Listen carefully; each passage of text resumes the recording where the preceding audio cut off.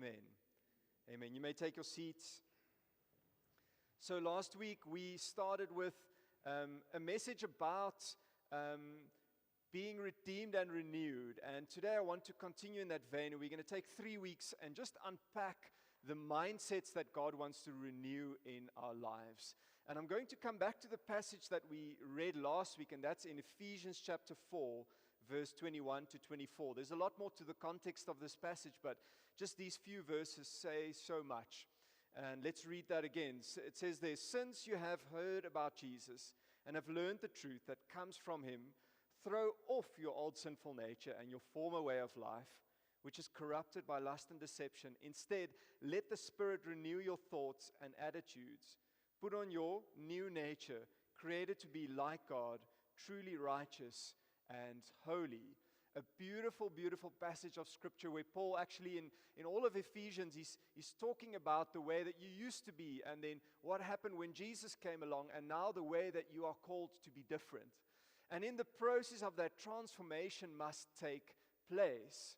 And if you go back to my title slide, there's a picture of an iceberg, and this is just a great way to think of our lives in the way that I think what we reveal to God. In that an iceberg, you see, a little bit sticking out of above the surface of the water, but that's only about 10% of the whole iceberg. The rest of it is beneath the surface. It's what you don't see.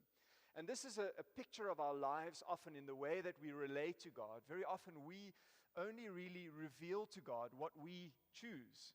And sometimes only to the extent that we want Him to bless us. So we reveal that, or we give that to Him. I want to be saved. I want my ticket to heaven punched. So God, I'll believe in you. I'll put my faith in you. But I'm not really sure if, the rest of my life even matters, so I'm just going to keep that hidden. And so we keep the parts of our lives, under the surface that most people don't even know about. We try and keep that hidden from God, even though He already knows everything there is to know about us, even the things we don't yet even know about ourselves, the undiscovered parts of our lives. He knows even those parts. But healing can only take place in our lives, and transformation and renewal can only take place for as much as we reveal the hidden parts of our lives to God and allow Him to work in us. And so last week we spoke about how the wounds of the past and the pain and the trauma and even the failures that we've experienced in life, they sort of come along with us, and they really end up defining us. And something they do is they really define the way that we think. They define our mindsets. And so often we end up having a lot of Christians. We have a lot of churches full of Christians who are often spiritual and can say the right spiritual things, but are emotionally immature. And I don't know if you've ever read this book by Peter Scazzero, a New York pastor, and the book title is Emotionally Healthy Spirituality. And if you just jump to that quote on the slide there by him, the subtitle of the book is, "It's impossible to be spiritually mature while remaining emotionally immature." And so somehow the church has often separated these two. But to God, both really matter. Is that you not only grow up in the ways of God in Scripture, in the spiritual things, but that's not all that God wants for you. He also wants you to mature emotionally. And so you can have, great church attendance. You can even serve. You can even pray in the Spirit and have the gifts of the Spirit, have Scripture memorized, lead a small group, and yet, fly off the handle and, have a temper problem in the background, And what we see, unfortunately, in the church, if we look at statistics today, is that a lot of the issues that we see people struggle with in the world, just ordinary people who don't know Christ, those numbers don't differ that much in the church as far as emotional issues, mental health, brokenness in marriages, the divorce rate. These things are, and these are worrying signs. And I sense this urgently on the heart of God for us as a church. And I think just for every church everywhere, God's heart is that we stop compartmentalizing our lives and giving God just a portion of our lives, but that we open up all of our lives to Him and let Him heal us, let Him transform us. And as we just read, let the Spirit renew our thoughts and our attitudes. And so I want to talk about that for the next couple of weeks. We need to let the Holy Spirit renew our thoughts and our attitudes. So it helps for us to understand how we are wired. And I don't mean, to sort of scratch open old wounds in people's lives with these sorts of teachings, because that can sometimes happen. And there are things in your life that you've dealt with that you probably don't want to revisit. And I totally get that. I understand that. But very often, the Holy Spirit can gently come along and just prompt you to just allow Him to, again, heal those parts. Again, restore you in those areas. Because oftentimes, it's a process. And these things do take time. Healing takes time. I don't believe it's just a couple of sermons on a Sunday. It's often a lifetime of walking with the Holy Spirit, walking with Him, letting Him restore us and transform us. The Wholeness Course, by the way, which is running in small groups from this week and at the church cafe on Tuesday nights, the Wholeness Course is exactly about that, is to help you process with God. So don't worry, it's not going to be a place where you need to expose all your dirty laundry. It's not what the Wholeness Course is about. It's for you to process with God what's going on inside, the part of the iceberg that nobody sees that's under the surface. And so it's helpful for us to just understand how we're wired. And this helps us to understand why we do the things we do, why we say the things we say, and why we behave the way we behave. Because emotions and words and behavior are almost entirely as a result of the internal belief system that we live with, our mindsets. And so I want to take over the next 3 weeks, I want to tackle 6 destructive mindsets. And as I preach these, I promise you, as I was researching this, I was deeply convicted by how many of them, almost pretty much all of them, are still to a large degree present in my own life. And I almost felt disqualified from preaching them when I was going through the notes. So I'm here as much in need of the grace and the healing of God as you are. So when I share these mindsets, I'm by no means standing up here pretending to have achieved some kind of freedom from these. I'm still very much a work in progress. But how do mindsets develop in our lives? The first step that takes place is the step of formation. So if you can just jump back one slide where it just says formation, that's the first step. I'm hoping that slide is present, but that's the first step. This is where, the way that you were raised, as you grow up with your parents or caregivers, it develops certain values, certain ways of thinking. And oftentimes, if you experience trauma at home, or if you experience abuse or something like that, that's part of your formation. But also then the wounds that you experience in life, whether you were bullied at school or whether you experienced social rejection or racial discrimination or whatever, the wounds that we carry in life from broken relationships, broken marriages, maybe an absent father, the wounds from growing up in poverty, those things are formational. And sometimes it's just that we are shaped by the failures in our lives, where I messed up. Not something anybody did to me, I just messed up. And it often forms me in a deep and significant way. And then the way that we then interpret those events. So then I start to develop a belief about people, about parents, about friendships, about marriage and relationships, and even the beliefs that I develop about God. And this is where it gets really, really important. And then, of course, how I interpret those things and what I believe about myself. And then the next step is the step called installation. That's the next slide. And this is where that belief becomes a sort of a fixed thought pattern in my life. And neurologists have shown that when we think the same things enough times and over and over and over, it's almost like a dog that's run. You know, when dogs run the same path around your yard, there's no grass there, right? All people with big dogs know that that's the part that grass will never grow. When we had lockdown, all the runners ran in their yards, circles in their yards. Anybody else? Was it just me, a couple of us that went nuts and we ran circles in our yards? And if you kept doing that long enough, the grass died, right? You had this pathway. where you were running. So our neural pathways work in the same way. And so there's plenty of study that's been done about this, that as those thoughts and those beliefs keep recurring, they become a fixed thing. And oftentimes wrong beliefs develop. And oftentimes the devil then comes along and reinforces those wrong beliefs with lies and deception. So after that, the fourth step is automation. Now my beliefs just become a normal part of my life. And unfortunately, I can become defined by those. And so the older you get, you will find that this is almost so invisible, you don't even notice it anymore. And sometimes people might point it out, and it might feel like offensive to you. Why are they pointing this out? Because it's become such a normal part of life. And this is where it gets really dangerous when we move into this space.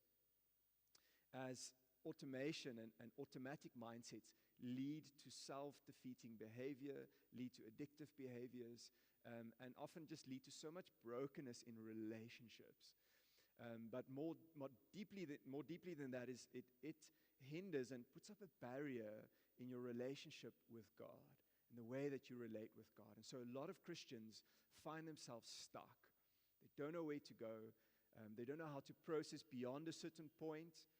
And this is where God wants to come and especially do a deep work of healing. And in this book, Emotionally Healthy Spirituality, Peter Scazzero talks about processing that and journeying through especially grief and loss. If you've gone through any kind of loss in your life, where a spouse left you or passed away, or you lost a child at birth or something like that, you've gone through that, that can become a real block, a real wall in your spiritual journey. I highly recommend this book. You can get it from the bookshop next door. Lee can order it for you. But God wants to heal that. And so I want to look at 6 mindsets. And this is not to blame anybody. And because easily we can go back to our past and like, yeah, it was my parents, and they should have done better, and they should have known better, or it was my brother or my siblings, or it was the people at school, the people that I grew up with, or my sports team, or my coach, It's easy for us to want to point fingers and blame other people for the things that went wrong in our lives and the way that we are today. But that never results in healing, or hardly ever, I would say. Never ever results in transformation. We need to come humbly before God and say, God, here is the part of the iceberg underneath the surface, the part of my life that I don't talk about.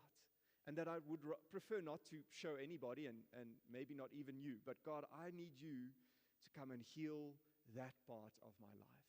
I need you to come and work in the area of my life that is deeply scarred. And so 6 mindsets. We're going to just cover 2 today because there isn't really that much time to cover more than these 6 mindsets. But these mindsets are prevalent, and I've tried to sort of narrow it down because there are so many. But these 6 are prevalent in, I would say, especially in South Africa.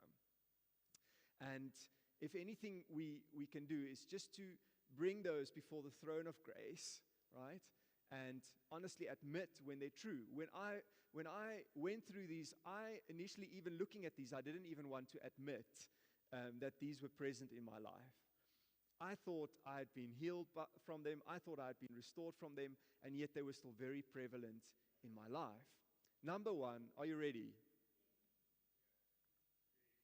This group here is ready. Is anybody else ready? Okay. Number 1, the negativity mindset. Turn to somebody and say to them, the negativity mindset. This is the glass half empty mindset. This is the believe the worst about people mindset. This is the, man, the economy is bad and it's only going to get worse mindset. This is the government mindset. This is the potholes, are they ever going to get fixed? Oh man, the corruption in South Africa. The crime is just getting worse. We've got to move to Australia or whatever. Or these days it's America, actually. This is the something will go wrong, expect the worst mindset, right? This is the mindset that is so prevalent in South Africa that makes us complain and complain and complain and moan and gripe. The negativity mindset. I realized that in these core beliefs, just the way that from my Dutch upbringing, that is such a core belief in the Dutch mindset is to look at the glass half empty. And I didn't realize this until my wife pointed out, because we have spouses to help point out these things in our lives, is that I always look at the glass half empty. I'm always looking at things from the negative perspective. And if you watch the news, the news will help you reinforce this mindset very well. I don't know if you've noticed, but that is pretty much all just bad news, right? There's hardly a silver lining. It's just bad news, and then and they rescued a cat from a tree this week, So there's a undertone of this in us as South Africans, that God wants to restore and repair and renew, but only if we're willing to face it, only if we're willing to admit this. And I must say, I was not quick to admit this in my own life, but I realized that the Dutch have a tendency to be negative, to see the glass half empty, to come at things from we'll see how that works out. And the likely roots of this, and this is just three examples, but there's probably a lot more. The likely roots of this is repeated disappointments and trauma. If anything, as South Africans, we've been let down so many times that's led to the negativity in our culture. Right? We've been let down by politicians. We've been let down by the government. We've been let down by the weather. We've been let down by the economy. We've been let down by our neighbors, by our parents. We've been let down, disappointed again and again and again. And trauma as well. Exposure to fear-based environments where you're just raised in a home where you better do this or else. Right? Expecting punishment, living in fear, and then learned pessimism from caregivers. This is just passed down from my parents, This constant sort of underlying undercurrent of cynicism and pessimism, right? It comes across as being realistic, like I'm just a realistic person, but actually you have a negative mindset. Can somebody say amen? It's very quiet in this Presbyterian church today. It's not an easy topic, amen, but it is a necessary topic. How does it show up in real life?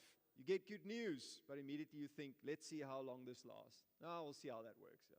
You hear something about, I see some people nodding. You hear something about somebody, you're like, we'll see. We'll see. When something small goes wrong, you expect disaster, right? You struggle to celebrate with others. Oh my goodness. Hey? You see somebody else having a good day, or they had a breakthrough in prayer, and you go, cool, happy for you. You drain energy in conversations through cynicism. Yo. God help us. You think you're being realistic, but you're actually just biased towards the negative.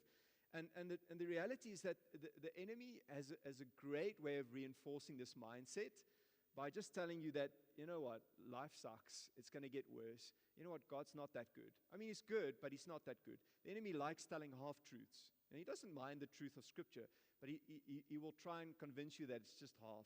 It's not real. It's nice platitudes, but it's not. He says, God is good, but he's not that good. And he's not really going to intervene and change things for the better. We need our minds renewed, amen, by the truth of God's word. God is at work for good, even when I cannot see it. We need to replace that mindset with truth, that God is at work, even when I cannot see it. God is still good. God is still working all things together for good for those who love him and are called according to his purpose. You have to remind yourself regularly. If you find yourself with a tendency for negativity, come back to the truth of God's word and come back to the truth of who God is. You've got to learn his character.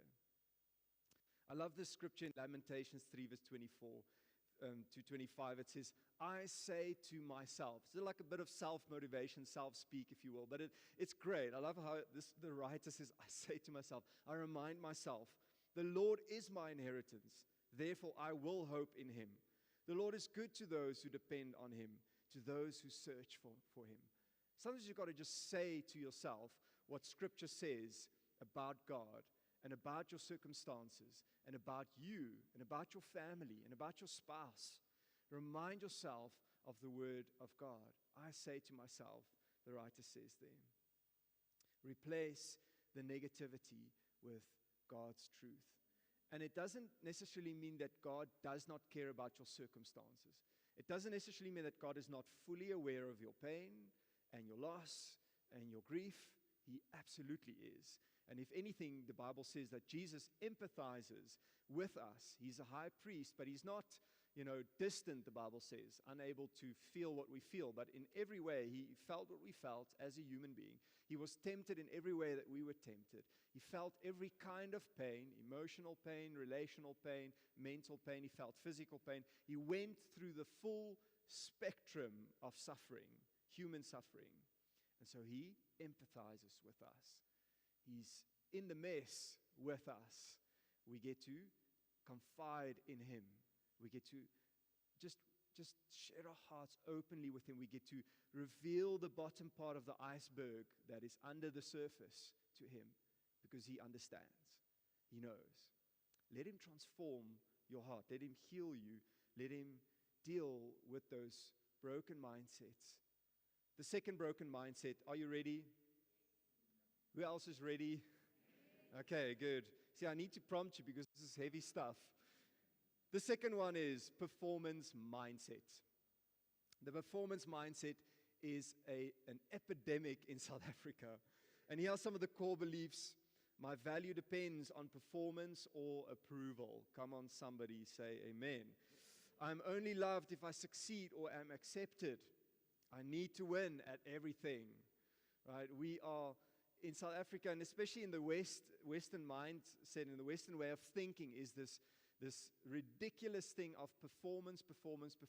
Work hard, work harder, earn more money, and then you'll be accepted. Drive this car, live in that house and in that neighborhood, and make friends with these people, and you will be loved and accepted and valued, right? Perform better at sport, make the first team, right? Get the best grades, wear the most badges on your jacket, and that's all cool, it's wonderful, right? Achievements are amazing, but we unconsciously, we get taught this from a young age, that performance is everything. And the more you perform, the more valued you are, and the more loved you are. Anybody relate to this? And boy, did I need some work in my life. From early on, I think this was just programmed into me. Likely roots of the performance mindset are performance-based parenting. Parents, speaking to you for a moment. Speaking to myself, I'm a parent. We've got to be so careful with this. Where I only attach praise to they've done something good, right? I only tell them I love them and I appreciate them when they've got high marks, or they've passed for that matter, or they've made the sports team, or they've done something good like clean their room. Praise can not only be attached to those things. Love your children. Speak words of affirmation and encouragement over them, even when they don't do any of those things right. Show them that their value is not based in their performance. I think many of us, I'll speak for myself, we were raised in an environment where I think when we saw the love and appreciation we got for our performance, we started to perform harder and do more in order to get more of that love and appreciation. And we subconsciously linked those two things together to the point now, and for me, I grew up thinking I need to perform harder spiritually and do more and know more of the Bible and read more scripture and go to church more and serve more and do more spiritual things. And when I live absolutely righteously, God will accept me. This performance-based religion. And God had to set me free from that. Achievement and comparison culture that happens in schools, that happens in workplaces, and praise tied only to high performance. How does it show up in real life? You feel guilty or uneasy when you're not being productive. Anybody relate to that? Just go to the next slide. You feel guilty or uneasy when you're not being productive. You can't just sit still. Anybody else? Got to find something else to do. Man, it requires enormous amounts of self-control for me to just sit on a chair and not do anything. My mind immediately comes up with a list for me of things that I still need to do. Not my wife, she's not like that. Myself, I make my own lists in my head. And I'm like, shut up, brain, I want to rest. And is it just me or anybody else? Help me. Thank you, Lee. Thank you, guys. But it is rooted in a performance mindset where I just can't stop, can't switch off. You're always going, always moving, always doing something, even doing things that nobody asked you to do. Speaking to myself again. You replay mistakes. Yesterday, Yanni had a herb in a herb garden, and it was still in its pot, in its plastic. And I thought, I'm going to do her a favor and plant this herb because I see something that needs to be done. And I planted the herb, and I'm like, look, honey, I planted a herb for you. And she's like, cool, I actually put flower seeds in that pot. I'm like, great, I'm going to stop planting your herbs now, and I'm going to leave your herb garden alone. Performance mindset. Hopefully the flowers come up in the garden. You see, the enemy reinforces this mindset by saying, you haven't done enough. You should work harder. You haven't done enough. Do more. I mean, it's one thing to be lazy, okay? Like, don't be lazy. But it's a whole different thing when you're already working hard and you're doing your level best, but you still feel condemned. You still feel you're not doing enough. You've got to replace this mindset with the truth that my worth is given by God, not earned by performance. That's on the next slide.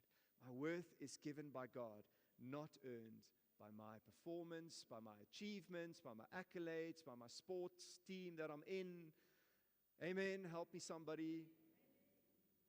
I love the story of Jesus visiting two sisters, Martha and Mary, and this is a beautiful example of this because he comes to the house with the disciples, never asks Mary or Martha for a thing, and he sits down and he's relational, so he just sits down and has a conversation. But Martha is running around preparing food because she reckons they're all hungry. Again, nobody asked her for food. So she just assumed this is what needs to happen. And then she's like frantic, the food's not getting done, and it's just too many pots in the kitchen. And so she goes to Jesus and says, can't you see, like I've got so much to do. Tell my sister to come and help me. She's just sitting there. Like, she doesn't even go to Mary. She just goes straight to Jesus, She goes to the higher authority. Telling Jesus to tell her sister what to do. Like, how the audacity. And then this is the response that comes to Martha. And I've taken her name out so that you can put a blank there on this next slide. You can put your own name there. Like, how's that? Do you mind just putting your own name there if this is something you need to hear? My dear, put your name here. You are worried and upset over all these details. There is only one thing worth being concerned about. Mary has discovered it, and it will not be taken away from her. What was Mary doing? You ask? If you haven't read the story, sitting at the feet of Jesus doing nothing. Nix. Nada. Nothing at all. Just being lazy. No, she was listening to the words of Jesus. She was listening to his voice. See, this mindset will program you to think that you need to do more for God. If you're a religious person by nature, you will want to do more for God, and then he'll, maybe then he'll love me or accept me or he'll be pleased with me. And you know how this mindset tends to show up? It tends to show up in the way that I criticize other people who don't do as much as I do, who don't work as hard as I do. I skipped over these, but just jump back to how it shows up in real life. And I touched on the one of being uneasy when you're not being productive, but these are the other ones also important. You replay mistakes long after others have moved on. You struggle to say no and then take on too much and then feel overwhelmed. Your happiness rises and falls with results. Anybody else? Am I just giving myself therapy here? Okay. You're quick to criticize people on work ethic. Look at them, they're not doing anything. How can they be so lazy? This is so automatic already in some of our mindsets. And it really harms our relationship with God, and it harms our relationship with people. The truth of God's word frees us from wrong mindsets by rewriting our core beliefs. This is important. The Bible is not just there to give us nice thoughts or to make us feel better about ourselves, or even to give us encouragement, just that. It's not just that. It actually comes along and it does like a double-edged sword. It discerns between the thoughts and the intents of the heart, says Hebrews 4 verse 12. That's why it's living and active. It's able to penetrate those long, overused, automated mindsets and thought patterns, and it begins to renew those patterns. And that's why you have to read Scripture. You've got to get into it. You've got to meditate on it. You've got to let it soak into you. We are, unfortunately, in this day and age, we've become really, really good at distracting ourselves and self-medicating, actually. As long as I don't have to deal with the stuff in the background of my life, as long as I don't have to try and face the pain and face the wounds, I'll just self-medicate. I'll just drown it with another beer or another glass of wine, or I'll just watch some more pornography, or I'll just binge another series or something like that. We find our drug of choice and we self-medicate and we distract ourselves. The philosopher Dallas Willard once said, we are distracting ourselves into spiritual oblivion. Heavy words. But basically what that means is like we are distracting ourselves to the point where our spiritual lives become non-existent. And it's heavy to hear that, but it's the reality of 2026 in the digital age that we live, right? We need to draw aside. This is just a sermon, and we'll pray in a minute, and we'll close with a song. But we need to learn to draw aside and be in the presence of Jesus. Be in the presence of our Lord and Savior, and let Him renew. Let Him show us where the work needs to be done, and let Him renew us.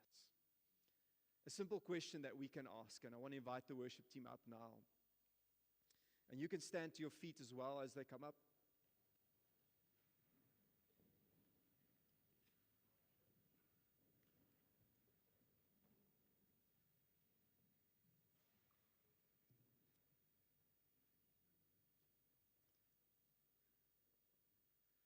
A simple question we can ask is the question that David asked in Psalm 139. He said, "Search me, O God. Search me, O God, and know my heart. Test me and know my anxious thoughts." So as we sing, we're going to close with a song. It's actually just a portion of a song, but it's a beautiful song and really speaks to the heart. And so as we sing this, sing along and then just let the Holy Spirit work in your heart. Maybe there's been negativity, maybe there's been performance, and those mindsets and some other mindsets that God wants to heal you from and rewrite the belief systems in your mind this morning. So I want to just pray for us, and then Christy will lead us in that song. Father, as we stand here, we are so aware of your presence. We are so aware of your love for us. That's what we need desperately. We're so aware of your grace for us. We're so aware of our own brokenness. I'm aware of the parts of my life that I'd rather just keep hidden, the things that I keep secret. That's the parts that you want to work in desperately. And that's where I need you. That's where all of us need you, Lord. So this morning, would you come? Would you restore? Would you deliver, set free? Would you renew our thinking? In Jesus' name.